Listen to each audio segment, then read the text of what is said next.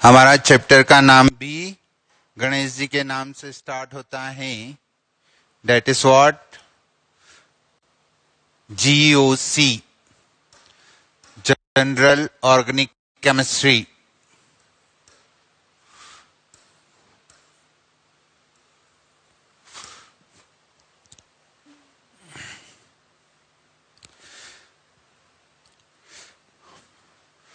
बहुत important chapter, बहुत important day. और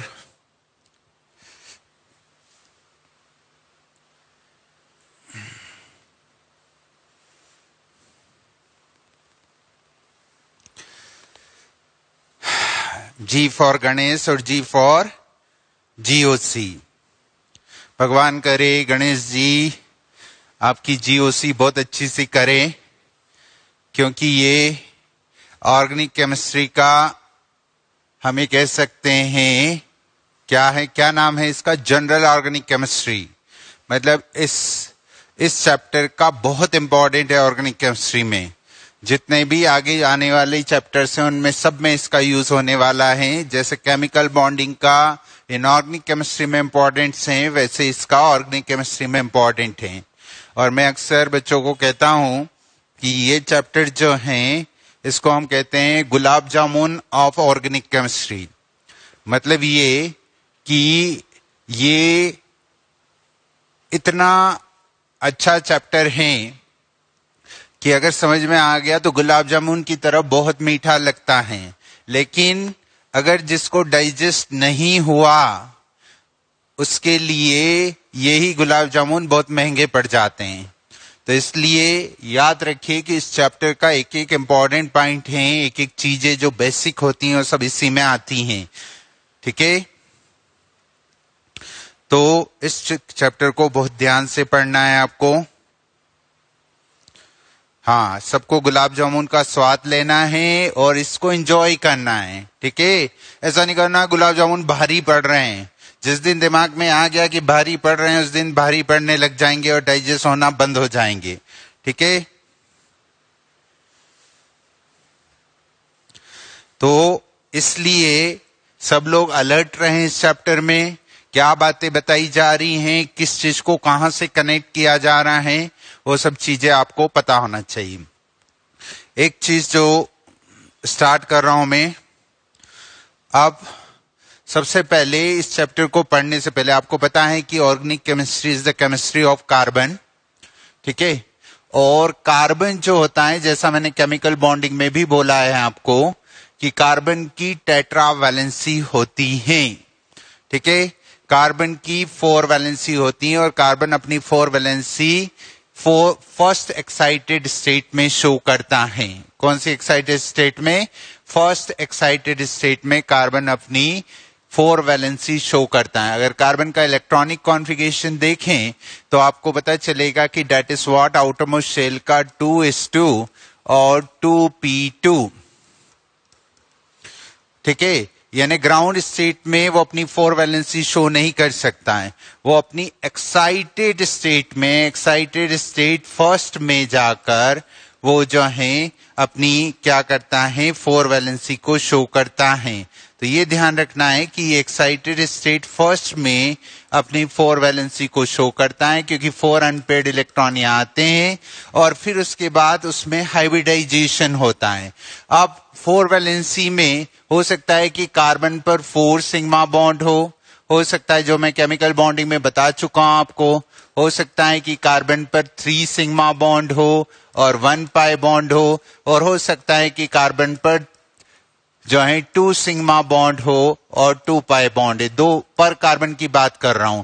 तो हम ये कहना चाह रहे हैं कि इस तरीके से चाहे वो 2 सिग्मा और 2 पाई हो या 1 सिग्मा 3 सिग्मा 1 पाई हो या 3 सिग्मा हो, उसको एक्साइटेड स्टेट फर्स्ट में ही जाना पड़ता है और उसके बाद वो हाइब्रिडाइजेशन करता है। ये आपको पढ़ाया जा चुका है कि इसमें sp3 हाइब्रिडाइजेशन होता है, इसमें sp2 होता है और इसमें sp होता है। ये आपको क्लियर होना चाहिए। बेटा आप सही ऑर्गेनिक वाले रजिस्टर में ही कर लो, लेकिन जो सर पढ़ा रहे हैं उस चैप्टर में मिक्स नहीं करना। ठीक है, सर अभी आईयूपीएससी पढ़ा रहे हैं या नोमेनक्लेचर पढ़ा रहे हैं, और उसके बाद जो है या तो आप केमिकल बॉन्डिंग वाले रजिस्टर में ही कंटिन्यू कर लो, ताकि मेरे वाला रजिस्टर है उसी में चलता रहेगा आगे।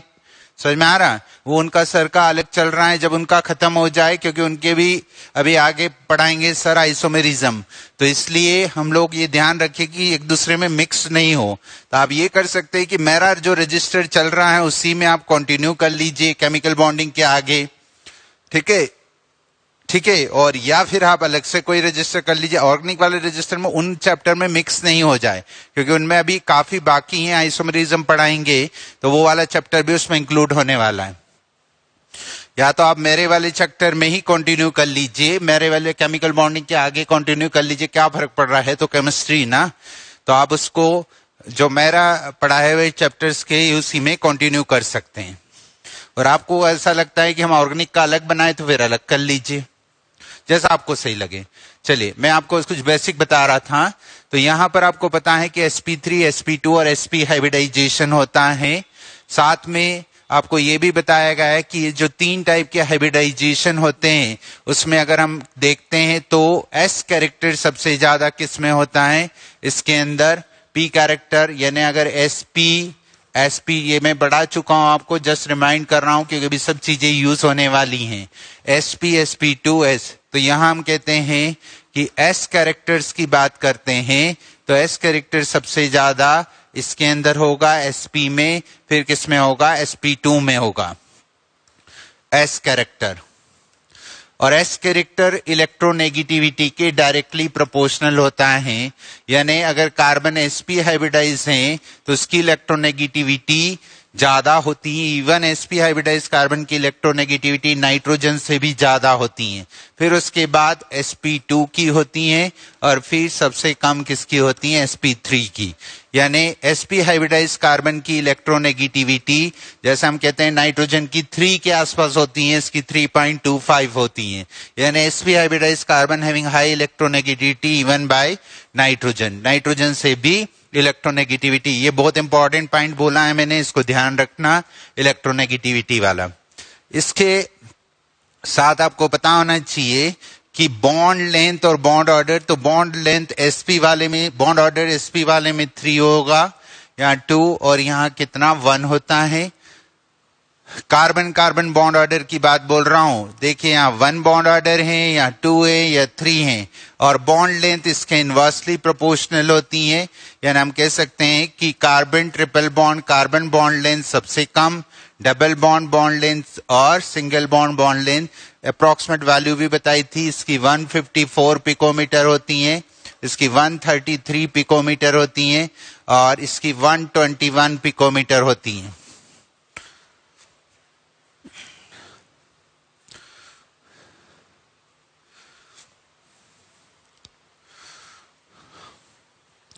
क्लियर? अब एक चीज और फिर हम आगे की बात करते हैं कि कार्बन और इसके साथ जितने भी सेकेंड पीरियड में एलिमेंट्स होते हैं, कार्बन, नाइट्रोजन, ऑक्सीजन, फ्लोरीन, इन सब के पास d ऑर्बिटल्स नहीं होते हैं। और अगर d ऑर्बिटल नहीं होते हैं, नो डी ऑर्बिटल, तो इसका मतलब ये है कि इसके अंदर ऐसा कोई फिनोमिना नहीं हो सकता है जिसमें डी ऑर्बिटल इन्वॉल्व करता हो। ये ध्यान रखना, does not having D orbitals. ये कौन से पीरियड के एलिमेंट्स हैं, सेकेंड पीरियड के, पीरियड नंबर सेकेंड। बाकी सबके अंदर फर्स्ट में तो हम लोग बोलते हैं हाइड्रोजन और हीलियम ही है, सेकेंड वालों में डी ऑर्बिटल्स नहीं होते हैं, और इसके बाद पीरियड नंबर जिनका 3rd या उससे ज्यादा है सबके पास डी ऑर्बिटल प्रेजेंट होता है। ये अभी हम पढ़ चुके हैं केमिकल बॉन्डिंग में, लेकिन जो अभी यहाँ काम होने वाली बात है वो मैं ब्रीफ कर रहा हूं आपको।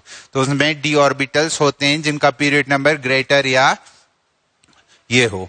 एक और चीज, कार्बन और नाइट्रोजन प्लस, ठीक है, कार्बन और नाइट्रोजन प्लस आइसो इलेक्ट्रॉनिक होते हैं, और सिमिलरली कार्बन माइनस और नाइट्रोजन भी क्या होते हैं, आइसो इलेक्ट्रॉनिक होते हैं।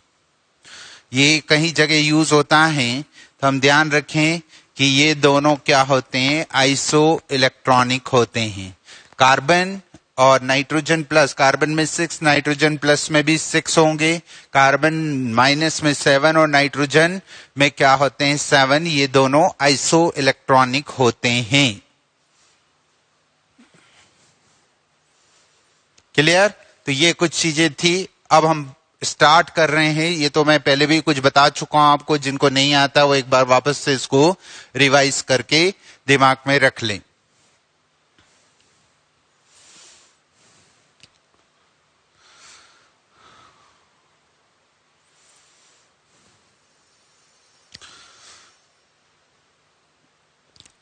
चलिए आगे बढ़ते हैं।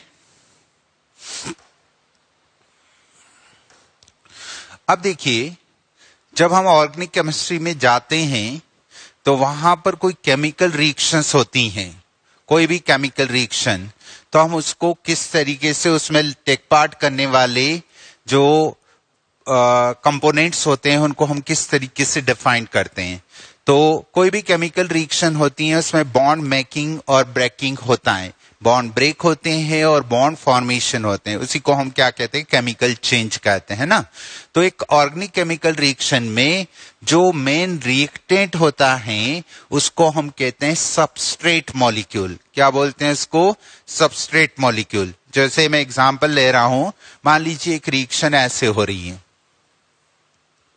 मैं एग्जांपल लेकर आपको बता रहा हूं कि एक रिएक्शन है, ये आप जानते हो इसको क्या कहते हैं, बेंजीन, और इसमें रिएक्शन हो रही है NO2 प्लस की, ठीक है, NO2 प्लस, ये नाइट्रोनियम आयन बोलते हैं इसको, अभी नाम अभी आगे हम बात करेंगे। तो यहां पर प्रोडक्ट बनता है नाइट्रोबेंजीन। क्या प्रोडक्ट फॉर्मेशन होता है? नाइट्रोबेंजीन, और क्या निकल जाता है यहां से? H+, ठीक है। तो यहां जो रिएक्शन है वो कहां हो रही है? बेंजीन पर हो रही है। तो इस बेंजीन को हम कहते हैं सबस्ट्रेट मॉलिक्यूल। क्या बोलते हैं? सबस्ट्रेट। यानी हमने अपने कन्वीनियंस के लिए इनको नेम दे दिए हैं। जो जिस पर रिएक्शन हो रही है वो कौन सा? Substrate molecule. इसको हम बोलते हैं, it is called substrate molecule. जो उस पर जाकर अटैक रिएक्ट कर रहा है या अटैक कर रहा है उसको बोलते हैं अटैकिंग रिएजेंट। तो ये है अटैकिंग रिएजेंट, अटैकिंग रिएजेंट, ये सबस्ट्रेट मॉलिक्यूल, और ये इसका प्रोडक्ट है। ये क्या है? इसके अंदर प्रोडक्ट बनता है, दैट इज कॉल्ड प्रोडक्ट। और यहां पर ये जो इस सबस्ट्रेट मॉलिक्यूल से लीव कर रहा है इसको बोलते हैं लीविंग ग्रुप। कौन सा ग्रुप बोलते हैं इसको? लीविंग ग्रुप, या लिविंग ग्रुप या आइटम कुछ भी कह सकते हैं, इसको हम लिविंग ग्रुप बोलते हैं। तो कुल मिलाकर ऑर्गेनिक रिएक्शन में जिस रिएक्टेंट पर वो रिएक्शन हो रही है उसको हम कहते हैं सबस्ट्रेट। जो उस पर जाकर अटैक कर रहा है उसको हम क्या कहते हैं? Attacking reagent. जो प्रोडक्ट बन रहा है उसको हम यहां प्रोडक्ट कह रहे हैं। और जो उस रिएक्टेंट से या सबस्ट्रेट से लीव कर रहा है, अगर कोई कर रहा है तो उसको क्या बोलते हैं? लिविंग ग्रुप बोलते हैं। अगर कोई लीव कर रहा है तो उसको क्या बोलते हैं? लिविंग ग्रुप बोलते हैं।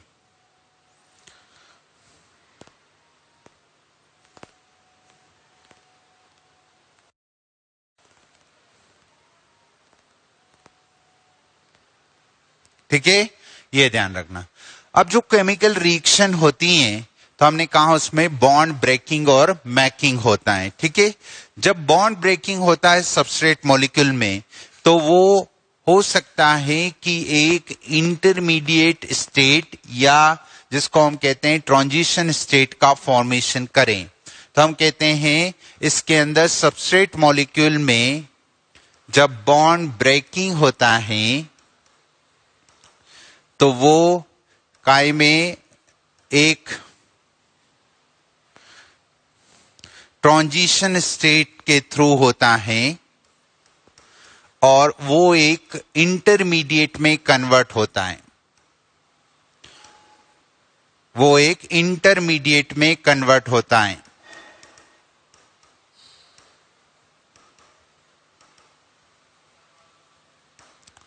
ठीक है, और फिर हो सकता है कि किसी में डायरेक्ट वो इंटरमीडिएट ट्रांजिशन स्टेट से इंटरमीडिएट में कन्वर्ट ना हुए बिना ही काय में हो जाए, प्रोडक्ट में कन्वर्ट हो जाए, और फिर फाइनली वो क्या हो सकता है, प्रोडक्ट में कन्वर्ट होता है। डिपेंड करता है, कई सारे रिएक्शन में डायरेक्ट ट्रांजिशन स्टेट से प्रोडक्ट में चला जाता है बिना इंटरमीडिएट बनाए, और कई सारे रिएक्शन में ट्रांजिशन स्टेट के बाद इंटरमीडिएट बनता है। इंटरमीडिएट वो होता है जो कि रिएक्शन में न तो रिएक्टेंट होता है और नहीं क्या होता है, प्रोडक्ट होता है। उसको हम क्या बोलते हैं, इंटरमीडिएट कहते हैं। Intermediate is the part of the reactants or product which is part of the reaction which is neither reactant nor product। न तो वो फाइनली रिएक्टेंट है उस रिएक्शन का और नहीं क्या है, प्रोडक्ट है। उसको हम क्या कहते हैं, इंटरमीडिएट कहते हैं। तो इस तरीके से जब भी कोई केमिकल रिएक्शन होती है, उस केमिकल रिएक्शन में जो उसकी स्टेप्स होती हैं जितनी भी, उसमें सबसे पहले सबस्ट्रेट में बॉन्ड ब्रेकिंग होता है। बॉन्ड ब्रेकिंग के ड्यूरेशन में एक ट्रांजिशन स्टेट बनती है, उसके बाद वो इंटरमीडिएट में बदलता है, इंटरमीडिएट से फिर काय में कन्वर्ट होता है, प्रोडक्ट में। प्रोडक्ट जब बनता है तो हम कहते हैं वहां क्या होती है, बॉन्ड मेकिंग होती है। तो इस तरीके से बॉन्ड ब्रेकिंग और बॉन्ड मेकिंग दोनों प्रोसेस इसके अंदर होती हैं। ये जो हम स्टेप्स कहते हैं, ये स्टेप्स उस रिएक्शन की मैकेनिज्म में इन्वॉल्व करती हैं। मतलब हम ये कहते हैं कि ये एक तरीके से उस रिएक्शन का क्या है, प्रेजेंटेशन। जो हम रिएक्शन लिखते हैं वो जस्ट लाइक किसी मूवी का पोस्टर होता है, और इस पोस्टर में केवल हम लोग जो मेन चीजें उसको शो कर देते हैं। लेकिन एक मूवी को पूरा अगर हम देखें, यानी उसकी पूरी मूवी देखने का मतलब उस रिएक्शन की पूरी मैकेनिज्म अगर हम देखें कि किसका क्या रोल होता है, कौन किसको क्या उसमें रोल दे रहा है, कौन इंटरमीडिएट है, कौन रिएक्टेंट है, कौन प्रोडक्ट है, ये सब चीजें और किसका क्या रोल है, वो सब किसमें पता चलता है, रिएक्शन मैकेनिज्म में। तो ये जितने भी स्टेप्स हम लोग डिस्कस करते हैं, जिसमें हम क्या बताते हैं कि स्लो स्टेप कौन सी है, फास्ट स्टेप कौन सी है, जिन्हें उसकी काइनेटिक्स के बारे में बताते हैं, साथ साथ में कौन ज्यादा स्टेबल प्रोडक्ट बनेगा, कौन सा कम स्टेबल प्रोडक्ट बनेगा, उसकी थर्मोडायनेमिक्स के बारे में बताते हैं, stability related to the energy और energy related to the thermodynamics. तो हम ये कहते हैं इस पूरे फिनोमिना को, जिसमें सभी स्टेप्स की काइनेटिक्स भी बताई जाती है, स्टेप्स की काइनेटिक्स, थर्मोडायनेमिक्स और उसमें बनने वाले इंटरमीडिएट या ट्रांजिशन स्टेट के बारे में बताया जाता है, उसको हम उस रिएक्शन की मैकेनिज्म कहते हैं।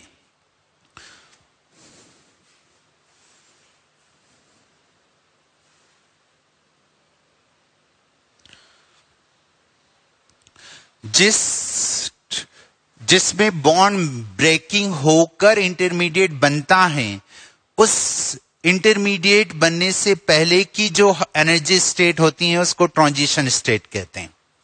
ठीक है, अभी हम आगे पढ़ेंगे। उस इंटरमीडिएट बनने से पहले की जो एनर्जी स्टेट होती है जिसमें बॉन्ड ब्रेकिंग होता है, कई रिएक्शन में एक से ज्यादा स्टेप्स होती हैं तो एक से ज्यादा ट्रांजिशन स्टेट्स होती हैं। मैंने जनरल लिख दिया है कि उसमें ट्रांजिशन स्टेट एग्जिस्ट करती हैं। तो इस फिनोमिना को, जिसमें हम एक एक स्टेप्स को रिप्रेजेंट करते हैं, आप देखिए इसमें डायरेक्ट रिएक्टेंट से प्रोडक्ट बता दिया, लेकिन हम यहाँ बीच में बोल रहे हैं कि बॉन्ड ब्रेकिंग हो रहा है, ट्रांजिशन स्टेट बन रही है, फिर इंटरमीडिएट बन रहा है, इंटरमीडिएट से बॉन्ड मेकिंग हो रहा है और फिर प्रोडक्ट बन रहा है। ये सब चीजें एक एक बातें अगर हम बात करें तो उसको बोलते हैं रिएक्शन मैकेनिज्म कहते हैं। ठीक है, उसमें थर्मोडायनेमिक्स और काइनेटिक एस्पेक्ट सब आ जाते हैं। क्लियर, ये सबको समझ में आ गया है, नोट कर लिया आपने। तो ये एक जनरल ऑर्गेनिक रिएक्शंस में क्या होता है वो मैंने आपको बताया। ऑर्गेनिक रिएक्शंस, ठीक है। अब हम बात करेंगे सबसे पहले इसकी बॉन्ड ब्रेकिंग या बॉन्ड क्लीवेज की। बॉन्ड ब्रेकिंग और बॉन्ड क्लीवेज, हेडिंग डालो बॉन्ड ब्रेकिंग और बॉन्ड क्लीवेज। क्लीव करना मतलब ब्रेक करना।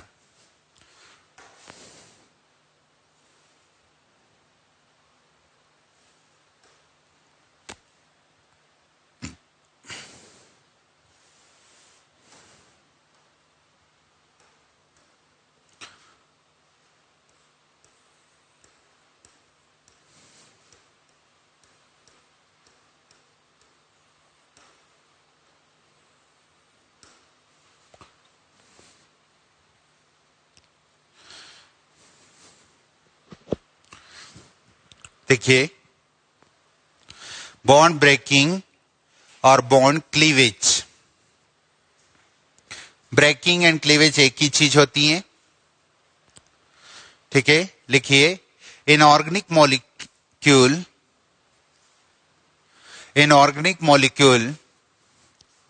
Covalent bond undergo cleavage undergo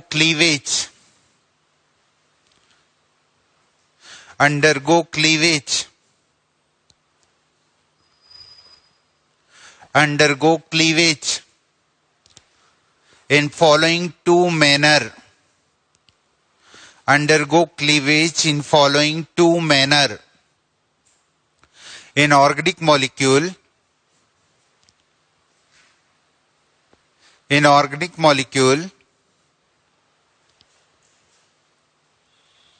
inorganic molecules and reaction भी लिख लेना, and reaction covalent bond undergo cleavage in following two manner. Cleavage मतलब breaking. Number 1, homolytic cleavage. Homolytic cleavage,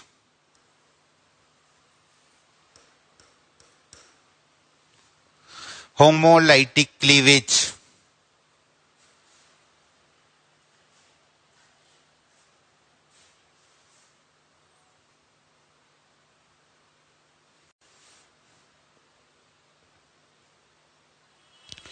इसमें लिखिए, देखिए होमोलाइटिक क्लीवेज का मतलब क्या है।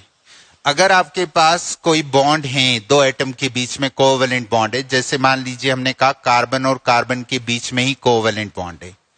कोवेलेंट बॉन्ड हम जानते हैं कि किससे बनता है, शेयरिंग ऑफ इलेक्ट्रॉन से। It is form by sharing of electron. इसमें एक इलेक्ट्रॉन इस कार्बन का, एक इलेक्ट्रॉन इस कार्बन का।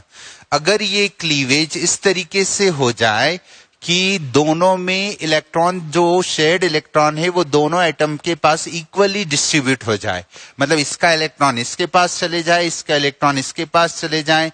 जब शेयरिंग करी थी, पार्टनरशिप करी थी, तो दोनों ने अपना इक्वल कंट्रीब्यूशन दिया था। जब इनकी पार्टनरशिप तोड़े, यानी बॉन्ड को तोड़े, तो वापस वो क्या हो जाए, दोनों के पास इक्वली डिस्ट्रीब्यूट हो जाए इलेक्ट्रॉन्स। हम ये कहेंगे ये ऑनेस्ट क्लीवेज हो जाए, तो इसको हम होमोलाइटिक क्लीवेज कहते हैं। और यानी इस बॉन्ड के एक इलेक्ट्रॉन को हम इस एटम के पास पहुंचा दें और इस बॉन्ड के एक इलेक्ट्रॉन को इस एटम के पास पहुंचा दे, तो हम इसको क्या बोलते हैं, होमोलाइटिक क्लीवेज बोलते हैं। और जब भी होमोलाइटिक क्लीवेज को रिप्रेजेंट करते हैं, ऐसे हाफ हेडेड एरो से बताते हैं। अगर आपने ऐसा एरो बताया, इसका मतलब क्या हुआ, एक इलेक्ट्रॉन इधर जा रहा है, एक इलेक्ट्रॉन इधर आ रहा है। अगर आपने एरो ऐसा बताया, दोनों हेड बना दिए उसके, ये हाफ हेडेड है, कंप्लीट हेडेड है, तो हाफ हेडेड तो सिंगल इलेक्ट्रॉन की शिफ्टिंग बताता है, जबकि ये एक इलेक्ट्रॉन की शिफ्टिंग बताता है और ये दो इलेक्ट्रॉन की शिफ्टिंग बताता है। ये कन्वेंशंस ध्यान रखना है, एरो का मतलब समझ में आना चाहिए ऑर्गेनिक केमिस्ट्री में। ये हाफ हेडेड एरो मतलब एक आधा ही हेड बनाया है इसका, हमने पूरा नहीं बनाया है, तो इसको सिंगल इलेक्ट्रॉन शिफ्टिंग बताता है। और अगर दो इलेक्ट्रॉन शिफ्ट होते हैं तो उसको क्या बोलते हैं, डेट इज कॉल्ड, क्या बोलते हैं उसको भाई, उसको बोलते हैं, दो इलेक्ट्रॉन शिफ्टिंग को कंप्लीट हेड से रिप्रेजेंट करने वाले कर्व्ड एरो से बताते। कर्व्ड एरो मतलब ऐसा एरो रिप्रेजेंट करेंगे, ठीक है, तो क्या होता है होमोलाइटिक क्लीवेज? लिखिए, if covalent bond undergo cleavage in such a manner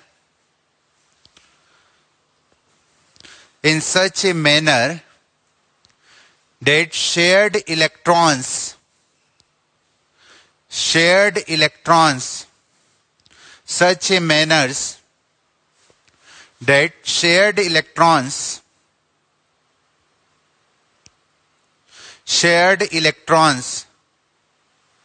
equally distributed between the two atoms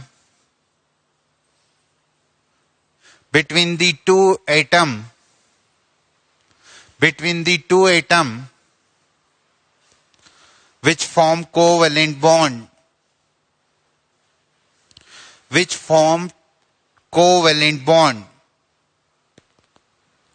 between the two atoms which form covalent bond called homolytic cleavage.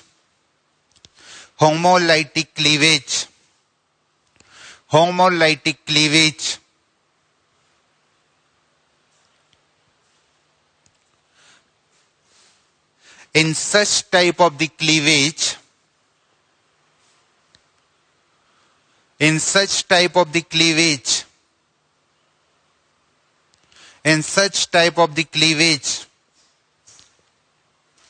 resultant intermediate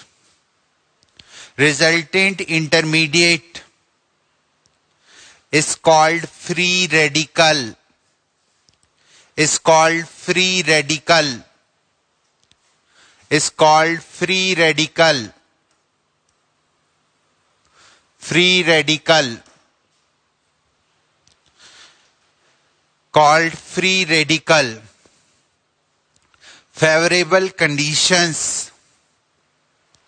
Favorable conditions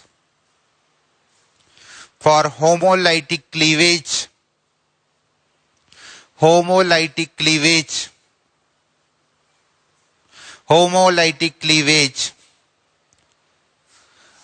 are: number 1, the atom which are associated with covalent bond.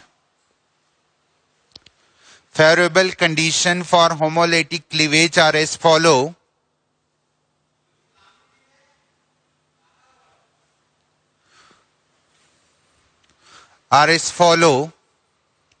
Number 1, the atom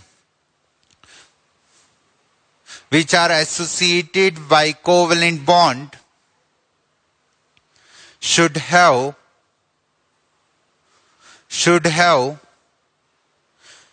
a small difference of electronegativity.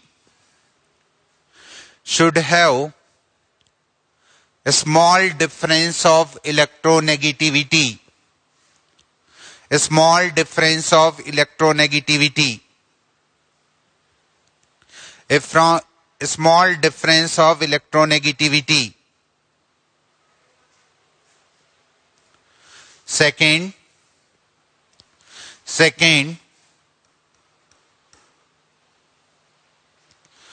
generally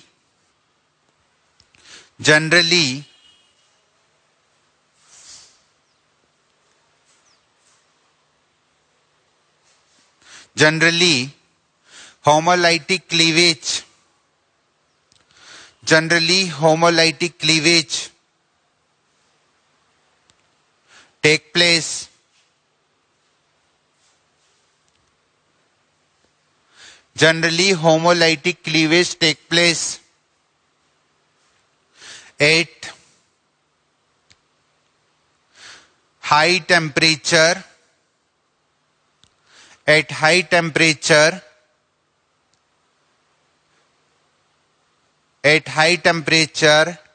or in presence of light.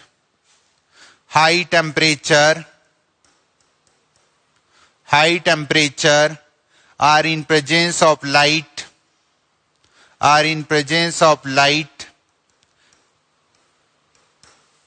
high temperature are in presence of light. High temperature bracket में लिखो greater or equal to 500 Kelvin are in presence of light. Light को h new quanta के form में लिख दिया मैंने. Light और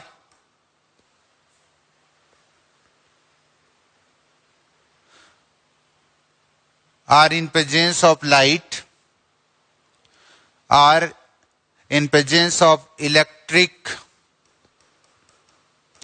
energy, are in presence of electric energy,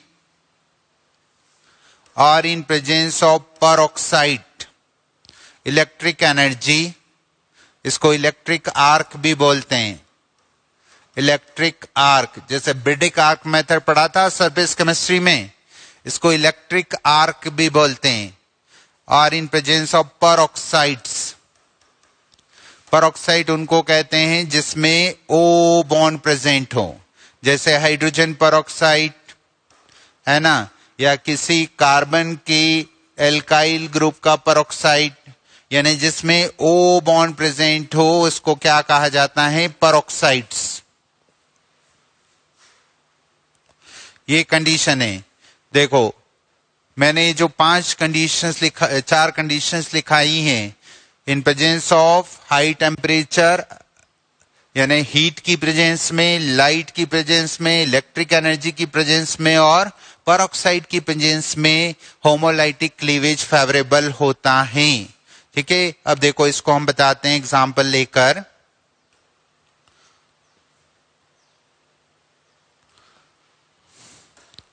मान लीजिए ये कार्बन कार्बन के बीच का जो बॉन्ड है, ये दोनों कार्बन है, दोनों की इलेक्ट्रोनेगेटिविटी क्या है, सेम है. और आपने यहां पर क्या लिख दिया है, होमोलाइटिक क्लीवेज की कंडीशंस लिख दी हैं. मैं कंडीशंस को लिखने का तरीका बता रहा हूं, याद रखो. हेल्प, हेल्प का मतलब क्या, high temperature, electric arc, light और पेरोक्साइड, इनमें से कोई एक, कम से कम कोई एक होना चाहिए. हेल्प याद रखना है. हेल्प का मतलब क्या, high temperature, electric arc, light and peroxide, either of one should be present at least, should be present at least. Help याद रहेगा बच्चों. हेल्प का मतलब क्या, H मतलब हाई टेम्परेचर है ना, E मतलब इलेक्ट्रिक आर्क, H का मतलब हाई टेम्परेचर, हाई टेम्परेचर.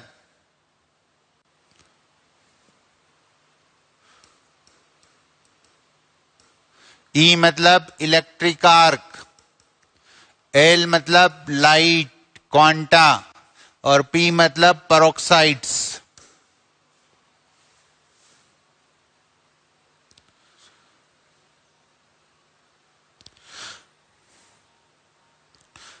अब इसमें प्रेजेंट दोनों इलेक्ट्रॉन्स जो होंगे उनका क्लीवेज होगा, या एक इलेक्ट्रॉन होगा, दूसरा इलेक्ट्रॉन होगा, सेम कार्बन कार्बन की इलेक्ट्रोनेगेटिविटी सेम है, यहां पर हम कहेंगे होमोलाइटिक क्लीवेज होगा.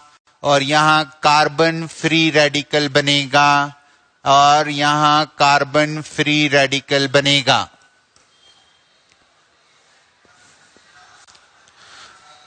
ठीक है, ये डॉट मतलब एक सिंगल इलेक्ट्रॉन को रिप्रेजेंट कर रहा है, इनको हम कहेंगे carbon free radical. Carbon free radical का फॉर्मेशन होगा.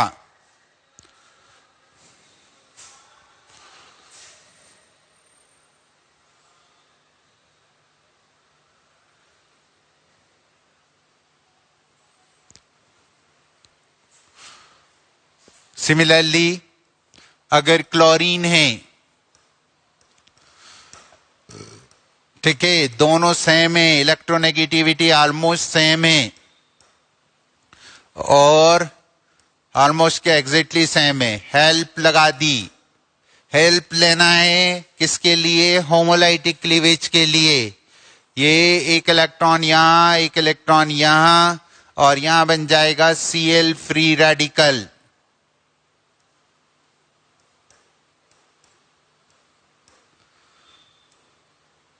सॉरी, यहां बनेगा Cl फ्री रेडिकल।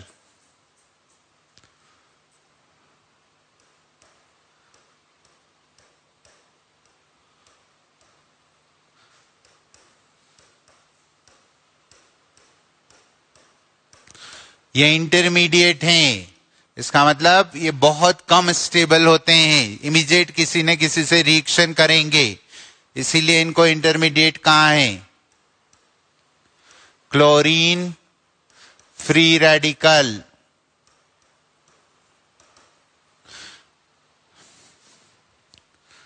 ठीक है।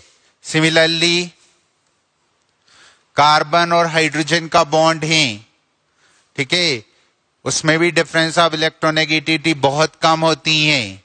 इसमें होमोलाइटिक क्लीवेज हुआ तो यहां बन जाएगा कार्बन फ्री रेडिकल और hydrogen free radical.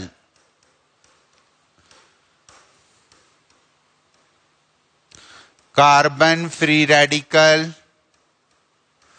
And hydrogen free radical.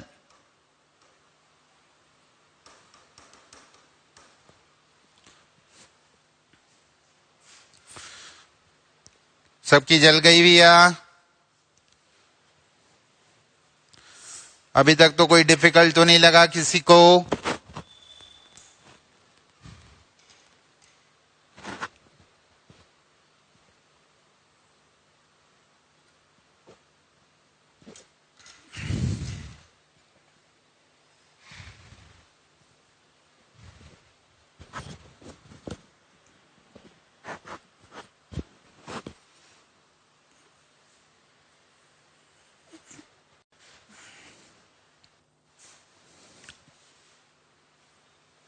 हाँ, बस दिमाग की बत्ती जलते रहना चाहिए, घबराना नहीं। कोई भी चीज डिफिकल्ट होती नहीं है, कोशिश करने पर सब चीजें आ जाती हैं।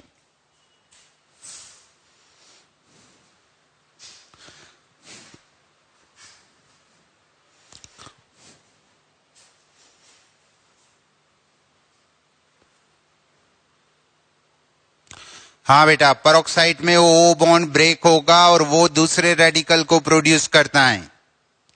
ओ बॉन्ड वीक बॉन्ड होता है और इसके कारण वो दूसरे रेडिकल प्रोड्यूस करता है, क्योंकि ऑक्सीजन ऑक्सीजन बॉन्ड ब्रेक हो जाता है।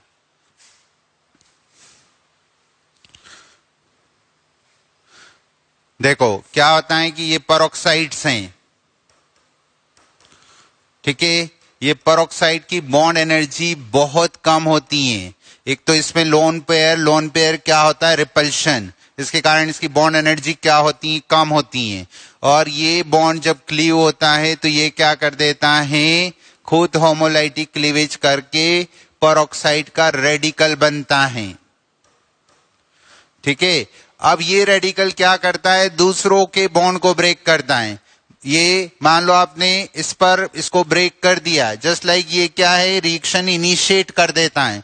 ये आरओ रेडिकल है ना, ये आरओ रेडिकल या होमोलाइटिक क्लीवेज। और अब मान लो मैं किसी से रिएक्शन करवा रहा हूं, ठीक है, वो रिएक्शन मान लीजिए मैं हेलोजन की करवा रहा हूं या HCl की करवा रहा हूं। अब HCl में आरओ रेडिकल, अब आप कहेंगे सर यहां तो HBr का करवा रहा हूं और हम ये कह रहे हैं कि यहां पर ये आरओ रेडिकल इस H को होमोलाइटिक क्लीवेज करवा लेता है, क्योंकि इसको खुद को रेडिकल चाहिए। तो ये बना क्या लेगा, देखिए ऑक्सीजन, ये ऑक्सीजन, यहाँ का होमोलाइटिक क्लीवेज से H रेडिकल और ये O रेडिकल मिलकर वापस अपना बॉन्ड बना लेंगे और प्लस क्या बना जाएगा यहाँ पर, Br रेडिकल। तो हमने क्या करा, आरओ रेडिकल ने अपना खुद का होमोलाइटिक क्लीवेज करके फिर HBr का होमोलाइटिक क्लीवेज करवा दिया।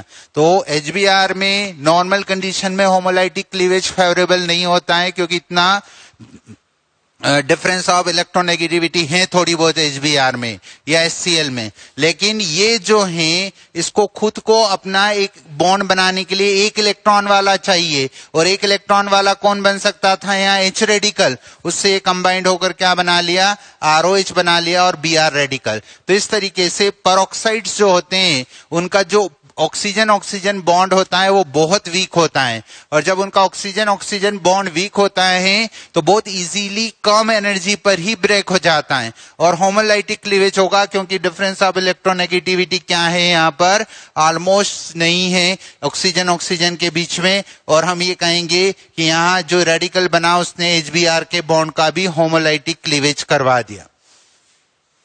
ठीक है, तो ये रोल होता है परऑक्साइड का। अब इसमें जो इंटरमीडिएट बनता है, हम ऑर्गेनिक केमिस्ट्री की बात कर रहे हैं तो कार्बन के फ्री रेडिकल की बात करते हैं हम, कि कार्बन के फ्री रेडिकल का क्या कैरेक्टर होता है।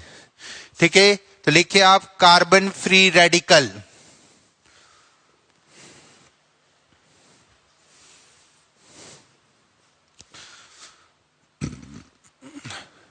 इसी में जो इंटरमीडिएट बन रहा है उसके बारे में बात करेंगे, कार्बन फ्री रेडिकल।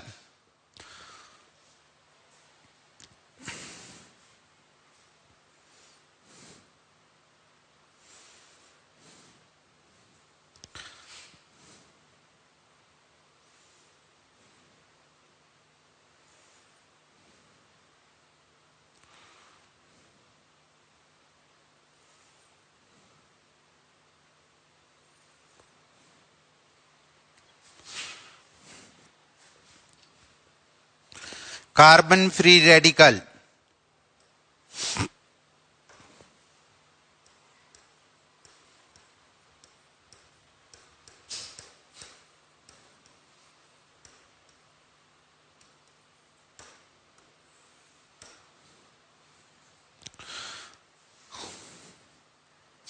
लिखिए, कार्बन फ्री रेडिकल लिखेंगे इसमें, intermediate in which carbon atom having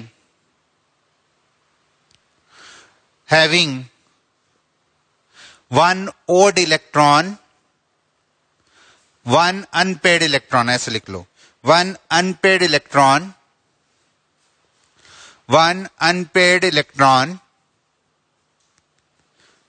called carbon free radical,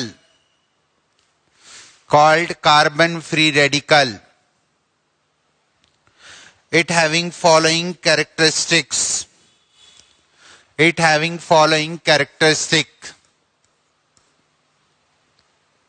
Number 1, carbon having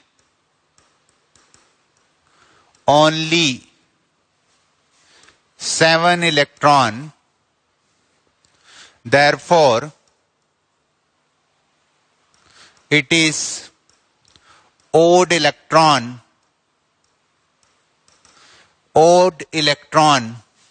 intermediate,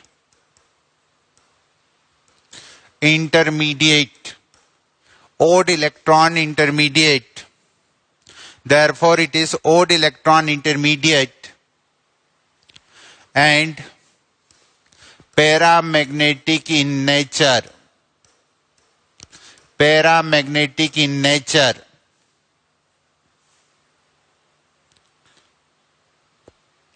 देखिए आप इस कार्बन पर अगर हम देखें, होमोलाइटिक क्लीवेज के बाद जो फ्री रेडिकल बना आपका कार्बन फ्री रेडिकल, उसको अगर हम देखें तो यहां टोटल इलेक्ट्रॉन्स कितने होंगे, 2 इस बॉन्ड के, 2 इस बॉन्ड के, 2 इस बॉन्ड के, और 1 इलेक्ट्रॉन जो होमोलाइटिक क्लीवेज के कारण प्रोड्यूस हुआ है।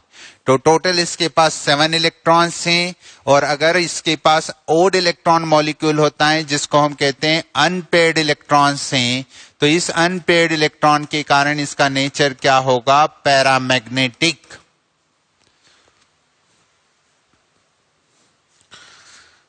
होगा भाई पैरामैग्नेटिक।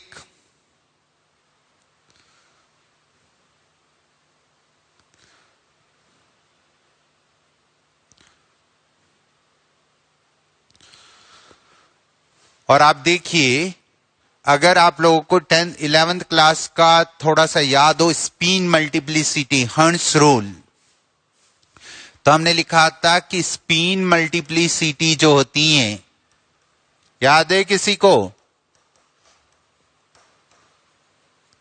वो होती है 2 इंटू टोटल स्पिन प्लस 1।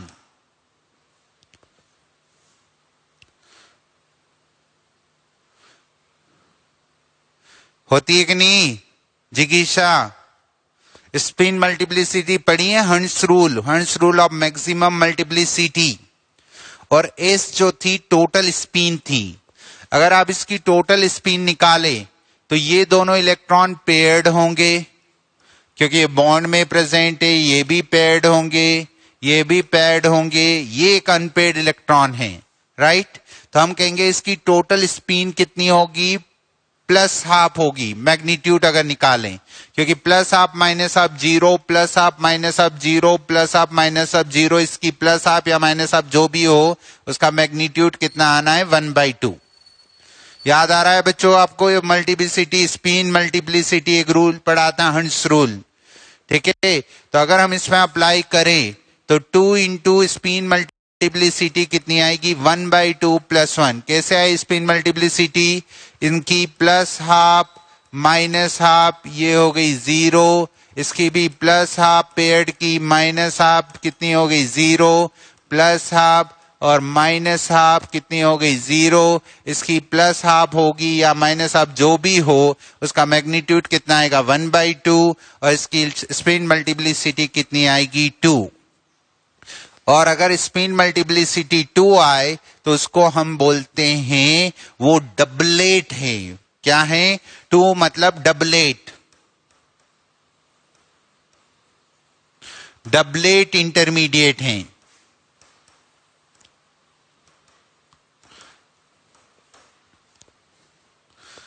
क्या होता है ये? Doublet intermediate.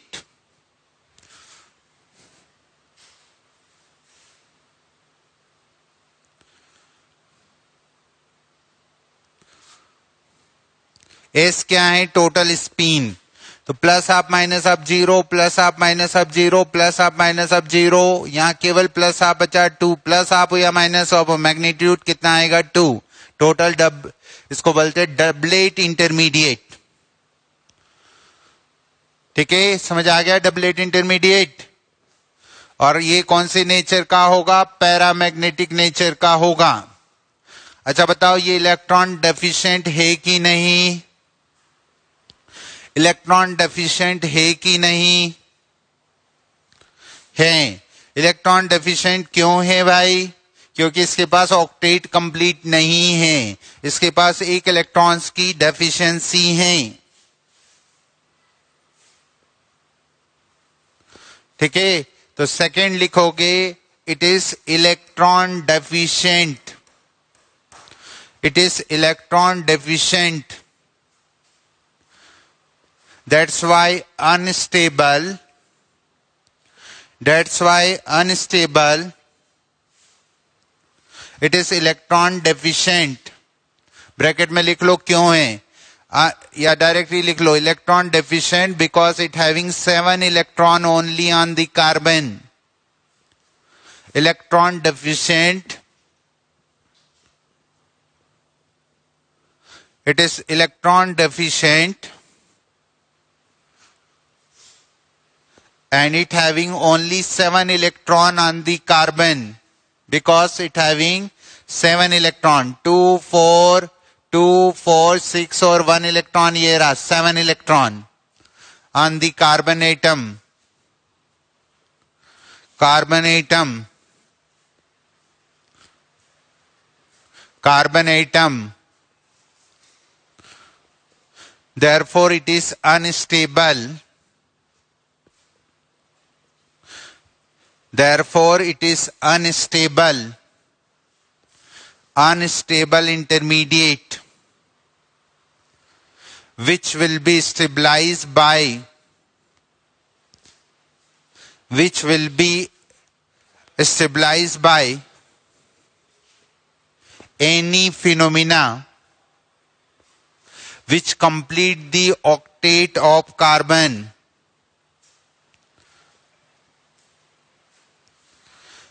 And it is unstable intermediate which can be stabilized by any phenomena which complete the octet of carbon,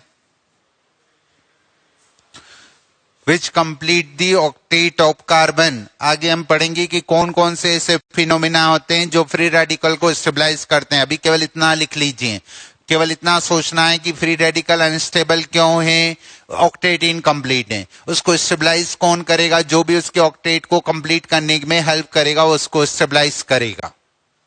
चाहे वो, जैसे एग्जांपल आपने पढ़ा है रेजोनेंस, रेजोनेंस से अगर उसके पास इलेक्ट्रॉन चले जाते हैं और उसका ऑक्टेट कंप्लीट हो जाता है तो उसको स्टेबिलिटी मिलती है. Third one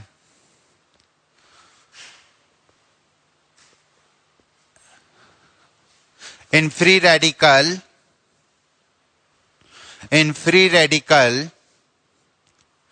carbon having 3 sigma bond, then it is sp2 hybridized.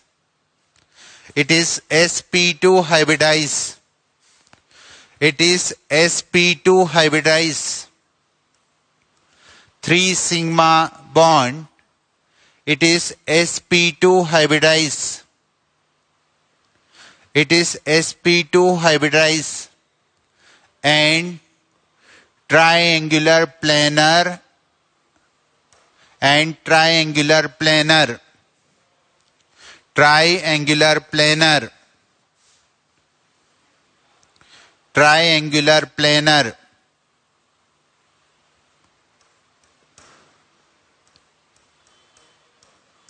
कितने sp2 हाइब्रिड ऑर्बिटल होंगे?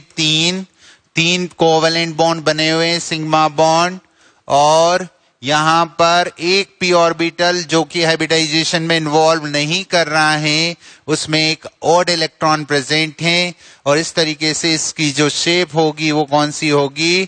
ट्रायंगुलर प्लेनर होगी. और बॉन्ड एंगल कितना होने वाला है? बॉन्ड एंगल 120 का होने वाला है.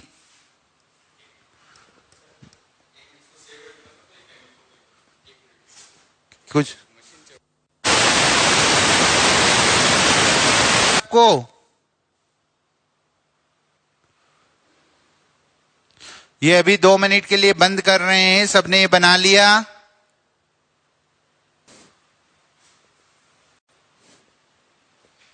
क्लियर भाई, हो गया सबका?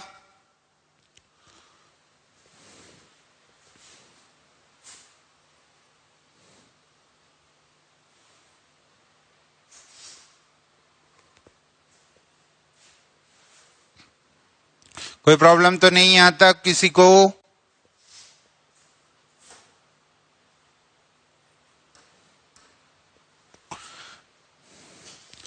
चलिए अब लिखिए हाइड्रोलाइटिक क्लीवेज.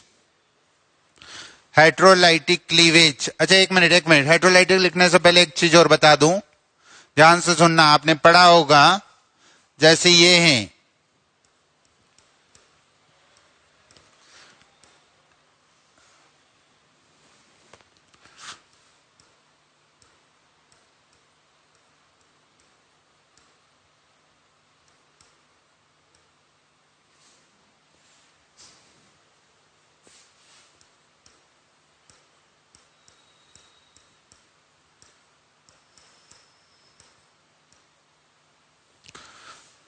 ये देखिए तीनों फ्री रेडिकल है. जैसे मैंने कार्बन पर डॉट बनाया है, मतलब ये क्या है? फ्री रेडिकल है.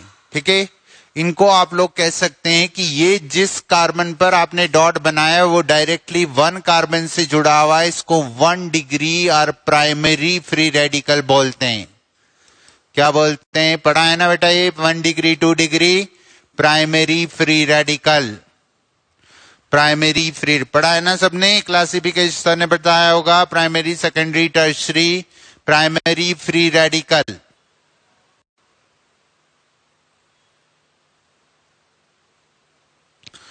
बेटा ओड इलेक्ट्रॉन जो स्पेसीज होते हैं उसमें कुछ में जो स्टेबल होते हैं उनको हाइब्रिडाइजेशन में काउंट करते हैं और किसी में नहीं करते हैं। जैसे फ्री रेडिकल अनस्टेबल होते हैं तो उनको हाइब्रिडाइजेशन में काउंट नहीं करते हैं। ठीक है अर्जु स्वामी। तो NO2 जो होता है वो स्टेबल गैस है और उसके अंदर उसको हम हाइब्रिडाइजेशन में काउंट करते हैं, लेकिन जो इंटरमीडिएट होते हैं वो अनस्टेबल होते हैं, वो हाइब्रिड ऑर्बिटल में इलेक्ट्रॉन्स नहीं रहते हैं, वो इमीडिएट किसी न किसी से दूसरे से बॉन्ड बना लेते हैं। ठीक है। 1 degree or primary free radical, it is 2 degree or secondary free radical, secondary free radical और 3 डिग्री, क्योंकि ये 3 कार्बन से जुड़ा हुआ है, 3 डिग्री और टर्शरी फ्री रेडिकल। पढ़ा है ना सबने ये टर्शरी फ्री रेडिकल।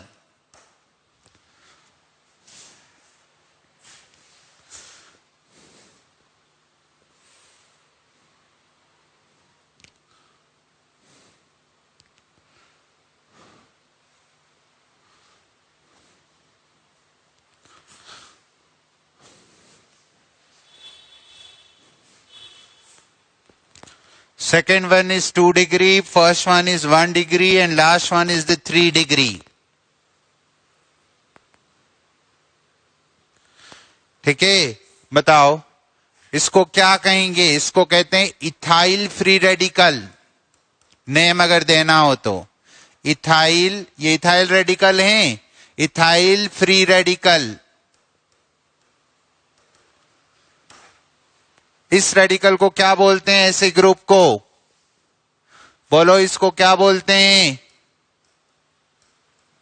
इस वाले ग्रुप को क्या बोलते हैं? इस रेडिकल को क्या बोलते हैं? ये मैंने ऊपर बताया, इसको क्या बोलते हैं?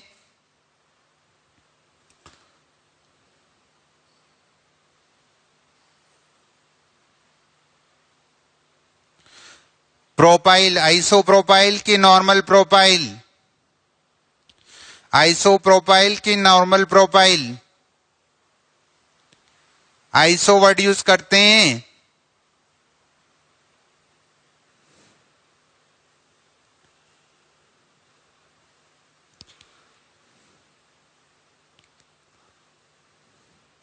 आइसो करते हैं कि नॉर्मल करते हैं? नॉर्मल तो ये होता है, दैट इज नॉर्मल प्रोपाइल। ये नॉर्मल प्रोपाइल होता है ना? ये नॉर्मल प्रोपाइल होता है, ये आइसो प्रोपाइल फ्री रेडिकल हैं।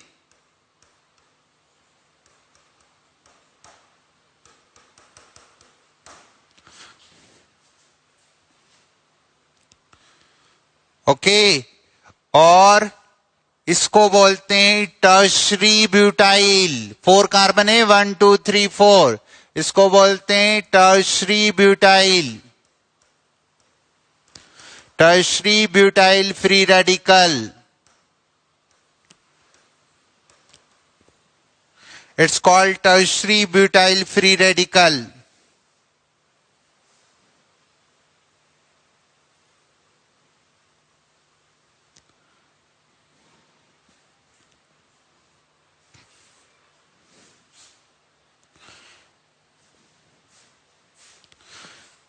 नियो में तो बेटा सेकेंड लास्ट पर होता है tertiary butyl free radical. Next is butyl नहीं, टर्शरी ब्यूटाइल। ये होता, अगर यहां होता तो इसको बोलते हैं क्या? That is called normal propyl free radical.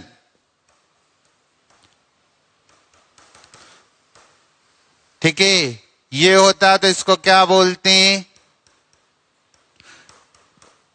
It is known as neopentyl free radical. Neopentyl free radical.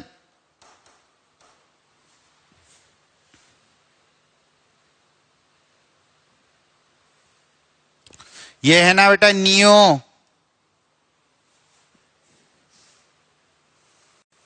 Neopentyl free radical.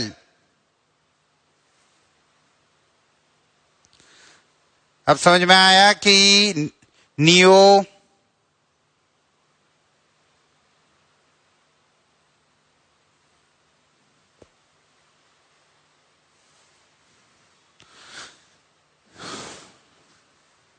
Secondary propyl कह सकते हैं, लेकिन कॉमनली नेम में उसके लिए आइसो प्रोपाइल यूज करते हैं।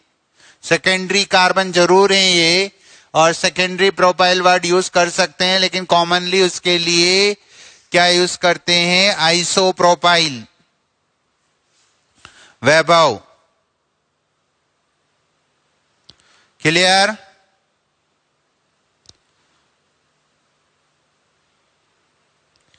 समझ में आ गया ये नोमेनक्लेचर? चलिए, बाकी हम हेटेरोलाइटिक क्लीवेज नेक्स्ट क्लास में पढ़ते हैं। Thank you very much all of you.